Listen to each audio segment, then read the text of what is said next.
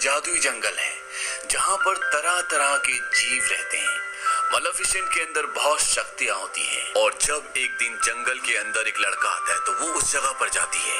मालेफिसेंट ने इंसान को बहुत पास से कभी भी नहीं देखा और वो उसे बाहर आने के लिए कहती है। दरअसल उसने यहाँ से हीरा चुराया होता है और जब वो बाहर आता है तो वो भी उसी उम्र का होता है जिस उम्र की मालेफिसेंट है। मालेफिसेंट उससे हीरा वापस ले लेती है और उसे जंगल की सरहद तक छोड़ने के लिए जाती है।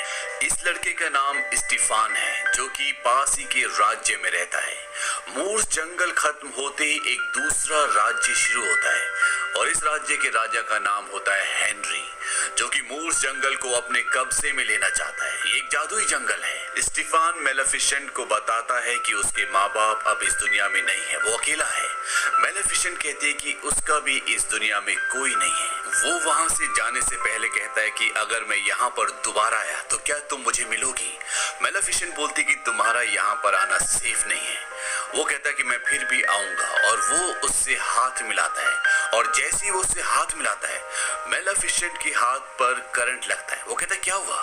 मालेफिसेंट बोलती है कि तुम्हारी रिंग, क्योंकि वो लोहे की होती है।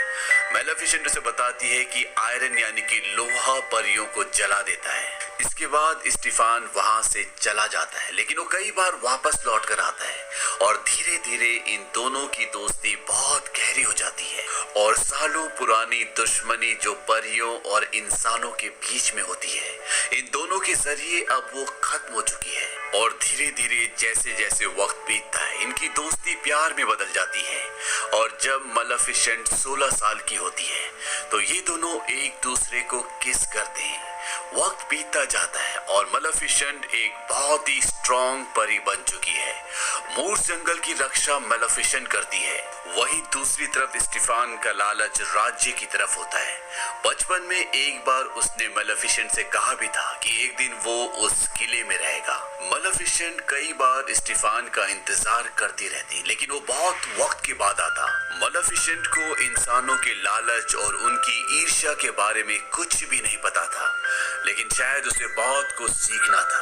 अब राजा हेनरी मूर्स जंगल को अपने कब्जे में लेना चाहता है, इसीलिए एक दिन वो अपनी सेना के साथ मूर्स जंगल की सरहद पर आ जाता है और तभी वहां पर मालेफिसेंट आती है जो कि बहुत ताकतवर है। राजा को कहते हैं कि आगे मत बढ़ना। राजा कहता है कि राजा किसी भी परी से ऑर्डर नहीं लेता। मालेफिसेंट कहती है कि तुम मेरे राजा नहीं हो।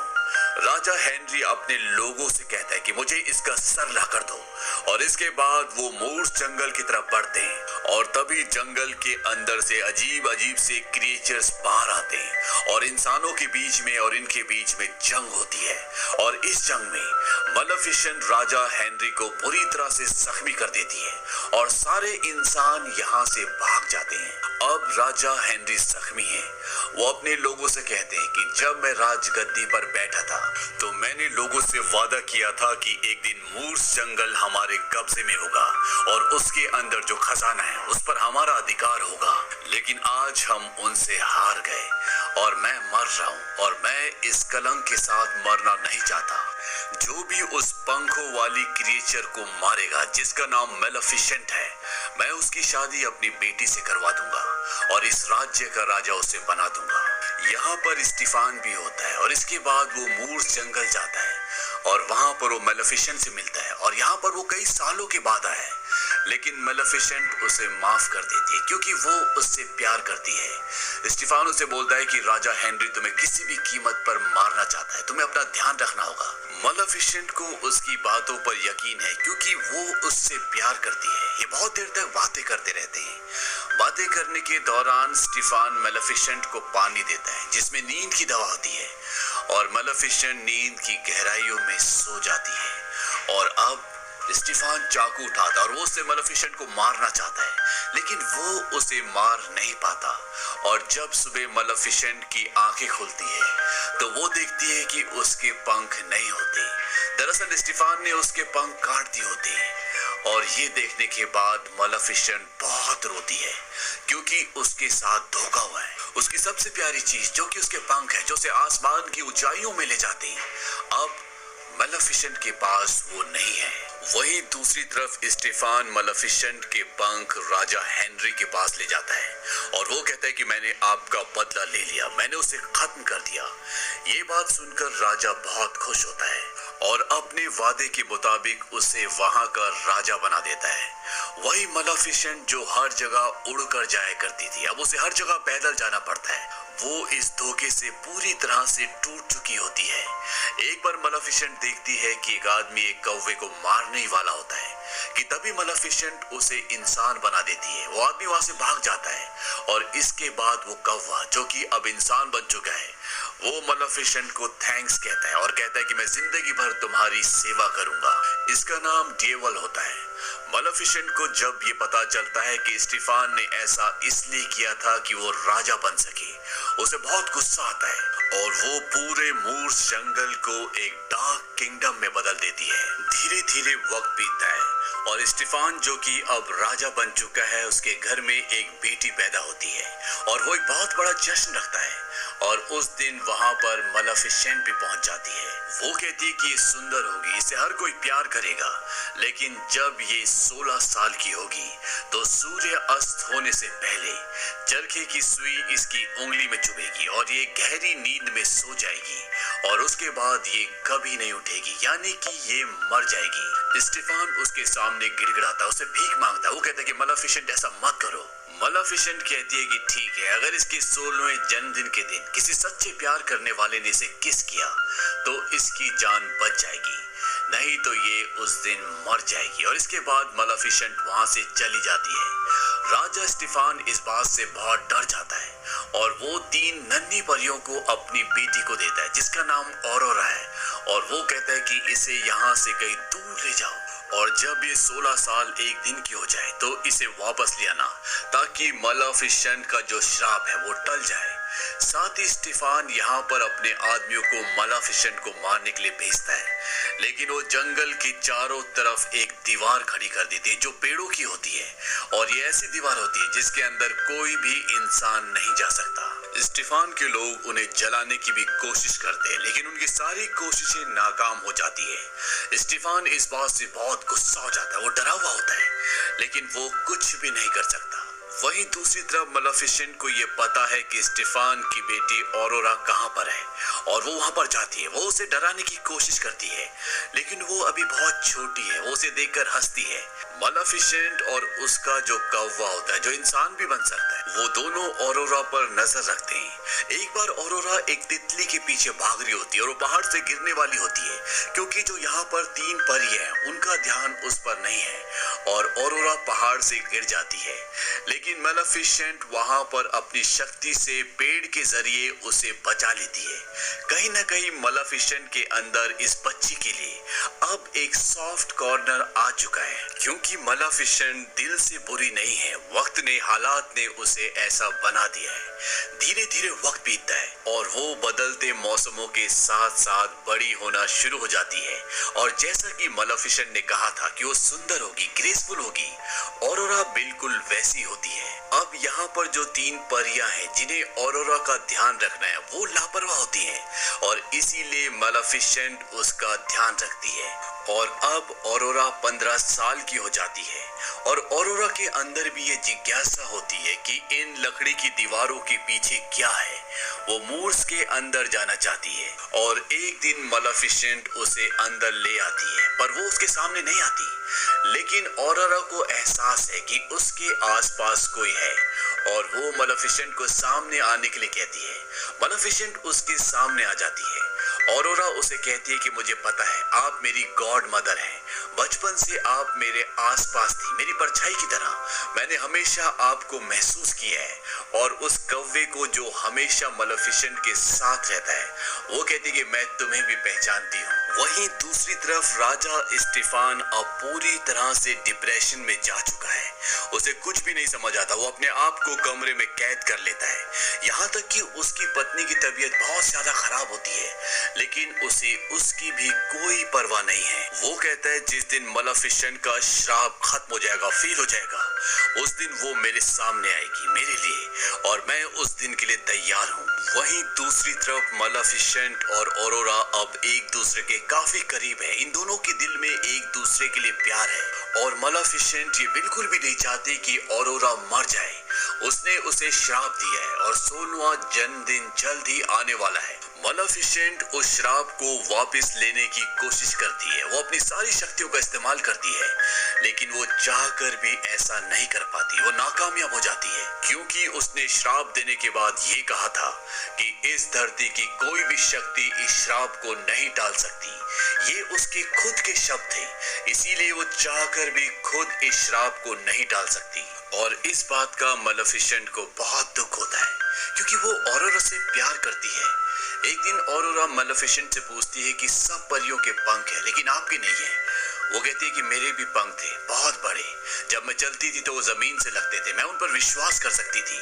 आसमान की गहराइयों में मैं उन्हीं पंखों से उड़कर जाती थी, और उन्होंने मुझे कभी नहीं गिराया, लेकिन वो पंख किसी ने चुरा लिए। ये कहते कहते मलेफिसेंट बहुत इमोशनल हो जाती है। ऑरोरा उसे कहती है कि जब मैं और बड़ी हो जाऊंगी तो मैं आपके साथ यहीं पर रहने के लिए आ जाऊंगी।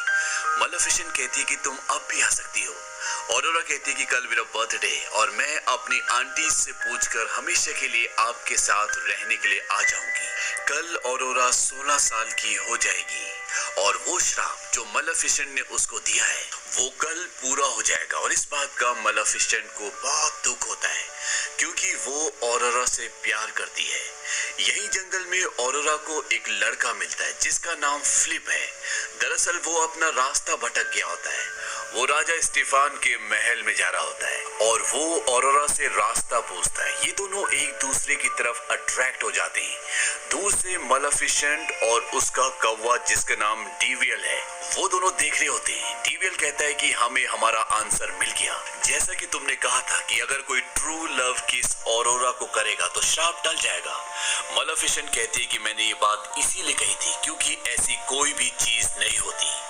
इसके बाद ऑरोरा अपने घर जाती है, जहां पर वो तीनों नन्ही परियां जो बचपन से लेके अब तक ऑरोरा का ध्यान रखती हैं। दरअसल अब ये नन्ही नहीं होती बल्कि बड़ी होती है, क्योंकि ये उस आकार में ऑरोरा का ध्यान नहीं रख सकती थी। ये तीनों के तीनों ऑरोरा को उसके जन्मदिन के बाद राजा के पास वापस ले जाने के बारे में बात कर रहे होते हैं, और तभी वहां पर ऑरोरा आ जाती है। ऑरोरा कहती है कि अब मैं यहाँ से जाने के लिए तैयार हूँ। दरअसल वो मलेफिसेंट के पास जाना चाहती है। ये बात सुनकर वो हैरान हो जाती है। ऑरोरा को ये बात नहीं पता होता कि उसके माता पिता आज भी जिंदा हैं। उन्होंने इसे ये बताया होता है कि उसके माता पिता मर चुके हैं, और तभी एक परी के मुंह से निकल जाता है कि हम तुम्हें तुम्हारे पिता के पास वापस ले जाएंगे। इस बात को सुनकर ऑरोरा हैरान हो जाती है, और इसके बाद इन तीनों को ऑरोरा को सारा सच बताना पड़ता है। और ऑरोरा समझ जाती है कि ये जिस इविल फेरी की बात कर रहे हैं जिसका नाम मलेफिसेंट है, वो और कोई नहीं बल्कि वो है जिसे वो अपनी गॉड मदर समझती है। वो मलेफिसेंट के पास जाती है, और मलेफिसेंट एक्सेप्ट करती है कि हाँ ये सब कुछ हुआ था। ऑरोरा वहां से भागकर चली जाती है, और वो सीधा अपने पिता के पास महल में जाती है। वो अपने पिता को देखकर बहुत खुश होती है। उसके पिता इस बात से नाराज होते हैं क्योंकि उन्होंने उन 3 परियों को कहा था कि ऑरोरा को उसके जन्मदिन के एक दिन बाद लेकर आना, लेकिन ऑरोरा जन्मदिन से एक दिन पहले आ जाती है। स्टीफान अपने लोगों से कहता है कि ऑरोरा को कमरे में बंद कर दो, और ध्यान रहे कि वहां पर कोई भी नहीं जाना चाहिए। लेकिन स्टीफान चाहे जो कर ले वो श्राप को नहीं टाल सकता। और अगले दिन जिस दिन ऑरोरा का जन्मदिन होता है, वो अपने आप ही मंत्र मुक्त हो जाती है और उस कमरे में जाती है जहां पर आज से 16 साल पहले स्टीफान ने इस पूरे राज्य के स्पिनिंग व्हील स्पिंडल यानी चरखे का वो पहिया जिस पर एक कील होती है वो यहाँ पर रखवा दिए थे, ताकि कभी भी मलेफिसेंट का श्राप पूरा ना हो सके। लेकिन श्राप के असर से ऑरोरा खुद वहां पहुंच जाती है, और वो एक कील के ऊपर अपनी उंगली रखती है और उसे दबा देती है, और उसको दबाते ही वो गहरी नींद में चली जाती है। और अब शराब के मुताबिक वो इस नींद से कभी भी जाग नहीं सकती। वहीं दूसरी तरफ ये दिखाया जाता है कि मलेफिसेंट अपने साथ उस लड़के को, जिसका नाम फ्लिप है, जो कहीं न कहीं ऑरोरा को प्यार करता है और ऑरोरा भी इससे प्यार करती है, उसे अपने साथ लेकर महल की तरफ आ रही होती है। वहीं महल में ये दिखाया जाता है कि स्टीफान अब पूरी तरह से परेशान है क्योंकि शराब पूरा हो चुका है। नन्ही परी बोलती है कि अगर आप उसे ट्रू लव किस करें तो शायद वो जाग जाए। स्टीफान कहता है कि ट्रू लव जैसी कोई चीज नहीं होती। अगर ट्रू लव को मानता तो कभी भी वो मलेफिसेंट को धोखा नहीं देता, उसके पंख नहीं काटता। दरअसल आज जो कुछ भी हो रहा होता है इसके पीछे खुद स्टीफान जिम्मेदार होता है। उसी की वजह से मलेफिसेंट, जो कि एक अच्छे दिल की परी थी, उसके दिल में बदले की भावना आ गई और उसने ऑरोरा को श्राप दे दिया। अब मलेफिसेंट फ्लिप को लेकर उस कमरे में आती है जहां पर ऑरोरा है और वो फ्लिप को उसे किस करने के लिए कहती है। फ्लिप उसे किस करता है लेकिन ऑरोरा नींद से नहीं जागती। मलेफिसेंट को इसका बहुत दुख होता है। उसे एहसास होता है कि उससे गलती हो गई और वो सोई हुई ऑरोरा से कहती है कि मैं कसम खाती हूँ कि जब तक मैं जिंदा हूँ तुम्हें कोई भी हार्म नहीं पहुंचाएगा और मैं हर दिन तुम्हारी स्माइल को मिस करूंगी। उसकी आंखों में आंसू होते हैं और वो ऑरोरा के फोरहेड पर किस करके वहां से जाने लगती है और तभी पीछे से आवाज आती है, हेलो गॉड मदर। दरअसल वो होश में आ चुकी होती है। ट्रू लव जिस पर किसी को भी विश्वास नहीं होता, वो ऑरोरा के बीच में और मलेफिसेंट के बीच में होता है। और अब ऑरोरा भी मूर्स जंगल में, जो कि एक जादुई जंगल है, वहां पर मलेफिसेंट के साथ हमेशा के लिए रहने के लिए जाना चाहती है। लेकिन इससे पहले कि ये यहाँ से निकल पाते, यहाँ पर स्टीफान के लोग आ जाते और वो ऑरोरा को जाल में फंसा लेते। ये लोहे का जाल होता है क्योंकि मलेफिसेंट ने बचपन में स्टीफान को बताया था कि लोहा परियों को जला देता है, वो उनकी कमजोरी है, उसके आगे उनकी शक्तियां काम नहीं करती। और यहाँ पर होता भी ऐसे ही है। मलेफिसेंट पूरी तरह से मजबूर हो जाती है लेकिन तभी वो डेविल, जो कि कौवे से इंसान बन जाता है, उसे एक ड्रैगन बना देती है और वो अपने मुंह से आग निकालकर यहाँ पर बहुत सारे लोगों को जला देता है और मलेफिसेंट को आजाद भी कर देता है। लेकिन कुछ ही देर बाद सैनिक उसे अपने काबू में कर लेते हैं और चारों तरफ से मलेफिसेंट को घेर लेते हैं और स्टीफान उसके सामने आता है। उसने चारों तरफ से अपने आप को लोहे के कवच से ढका हुआ है और वो मलेफिसेंट को मारना चाहता है। वहीं दूसरी तरफ ऑरोरा को मलेफिसेंट के कटे हुए पर दिखते हैं जिसे कैद किया गया है और वो हिल रहे होते हैं। ऑरोरा उन परों को उस कैद से आजाद कर देती है और वो पर एक बार फिर से मलेफिसेंट के साथ आकर जुड़ जाते हैं और अब मलेफिसेंट एक बार फिर से पहले की तरह उड़ सकती है। वो स्टीफान को अपने साथ उड़ाकर महल के टॉप पर ले जाती है। वो चाहे तो स्टीफान को मार सकती है लेकिन वो उसे नहीं मारती और वो वहां से जाने लगती है। स्टीफान पीछे से उस पर हमला करता है और ये दोनों महल के ऊपर से नीचे गिरना शुरू हो जाते हैं। स्टीफान ने मलेफिसेंट को जकड़ा हुआ है, इसीलिए उड़ नहीं सकती।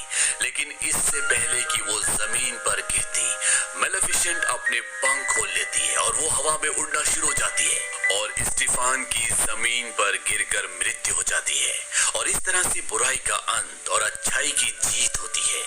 अगली सुबह ये दिखाया जाता है कि मलेफिसेंट मूर्स जंगल की दीवारों को, जो उसने पेड़ों से बनाई थी, उन्हें पूरी तरह से हटा देती है। साथ ही साथ वो मूर्स जंगल को पहले की तरह कर देती है। जहाँ पर हरियाली थी, तरह तरह के फूल खिलते थे, पेड़ डरावने और सूखे नहीं थे, यहाँ खुशियाँ थी। और साथ ही साथ वो ऑरोरा को यहाँ की क्वीन भी बना देती है और इस तरह से दो राज्य एक हो जाते हैं। इस कहानी में हीरो और विलेन एक ही है और वो है मेलेफिसेंट।